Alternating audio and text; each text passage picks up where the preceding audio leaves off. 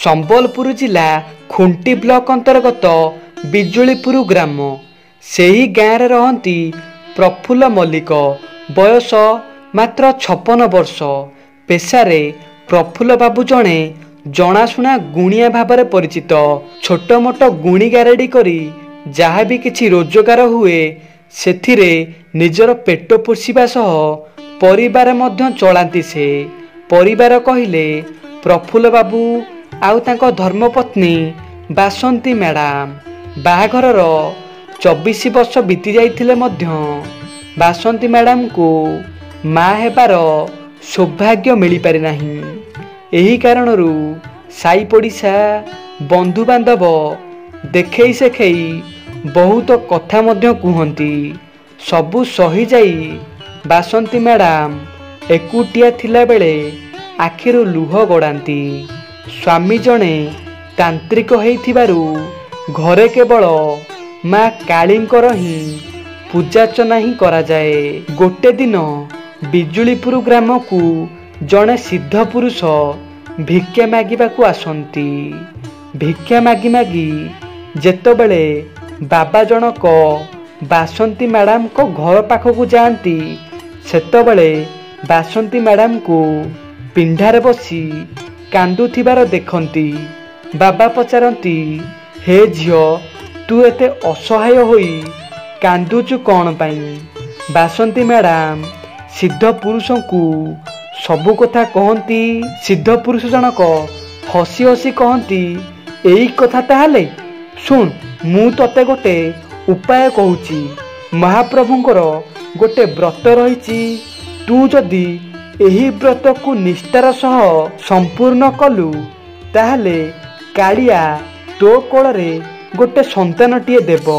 बासंती madam मन खुशी रे एही कथारे राजी हो जाती। आउ समस्त विधि को भल भाबरे सुनिबाकू लागंती। ता 2 दिन परे पड़िला गुरुवार। बासंती निष्ठार सहित बाबा कहिबा अनुसारे व्रत कार्य को संपूर्ण कला एवं ठीक तार 7 मास भितर ही बासंती गर्भरे एक संतान बढ़िबाकू लागिला।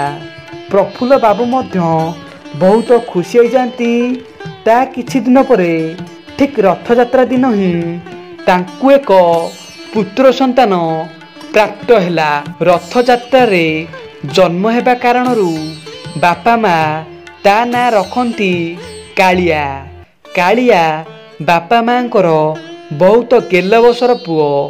एमिति प्रफुल्ल बाबूंको परिवार हस खुशी रे चालू थाए। देखु देखु 5 वर्ष बीती गलानी। पुओ कालिया स्कूल रे प्रथम श्रेणी रे पढ़िलानी। सेतबेलकू प्रफुल्ल बाबू मध्य बहुत बड़ जणे गुणिया भावरे परिचित होई गलोनी। गोटे दिन प्रफुल्ल बाबूंको गुरु तांकू एक भयंकर सिद्धि विषय रे कहती। जो सिद्धि को पूरण कले प्रफुल्ल बाबू चिरकाल पाई अमर होई जिबे।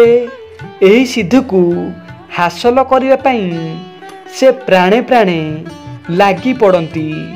एही सिद्धिर बड़ लक्ष्य थिला गोटे रोहिणी नक्षत्र रे जन्म होइथिबा संतान को अमावास्या दिन राति रे माँ को पाखरे बलि चढ़ाइबा।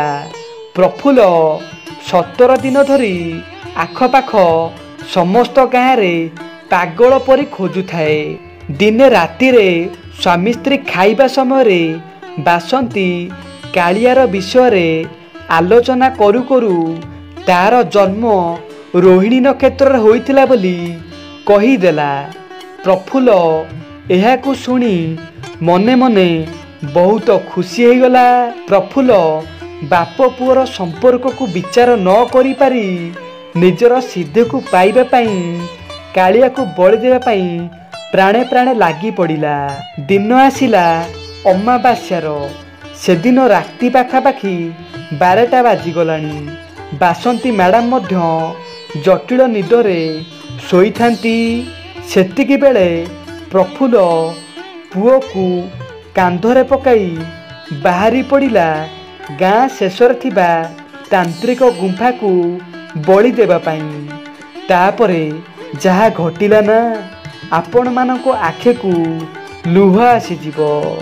सेतबेलकु राति पाखापाखि 2टा बाजिगलाणी। जेहेतु पुओ कालिया महाप्रभुंको दानर संतान सेथिपाई बोधुए बासंती को किए गोटे सेतिकी बेले आसी डाक पकौची, हे बासंती उठ तो पुओ विपदरे।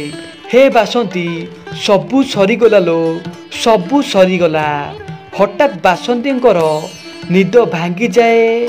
चारिपटकू देखिला बेलकू माटीर कांथ छड़ा आउ किछि भी देखा जाऊ नाही। से जेतेबेले बिछणा को देखती तो पुआ आउ स्वामी बिछणारे नाहांती। बासंती मन को पाप छुईला। से बुद्धि विवेक हरई सीधा चलीगला ठाकुर घर को। आउ सेठी 2 हाथ जोड़ी कालिया को कहिला, हे जगतर नाथ कालिया बड़ ठाकुर, मो पुओ तोते लागिला रे कालिया, तोते लागिला। एतिकी कही से बाहर को चली आसती। आउ देखती पिंडारे जड़े श्यामल रंगर युवक बसिछंती। आखि 2टी जेमिति झलसी उठुची। देहरु चंदन आउ तुलसीर बास्ना महकी पड़ुची। बासंती से युवक जनकू पचारती, हे पुओ तुमे एते राति रे एठी कौन पाई बसिच? युवक जनक कहती, तू मो कथा छाड़, निज संतान को रक्षा करे। एतिकी कही युवक जनक बासंती को पिठी पटू गोटे जोरे धक्का मारती। आउ बासंती आखि खोलला बेलकू पहुंची जाए सही तांत्रिक गुंफा पाखरे। आउ बासंती सेठी निज आखिरे जहा भी किछि देखती निजर लुह को कंट्रोल करि पारिला नहीं। निज स्वामी पुओर मुंडरे गोटे बड़ नाली रंगर ठोपा लगाई देउची। आउ पुओर बेक को बड़ी रुखारे रखी 4 हाथिया खंडारे सिंदूर मारी देउची।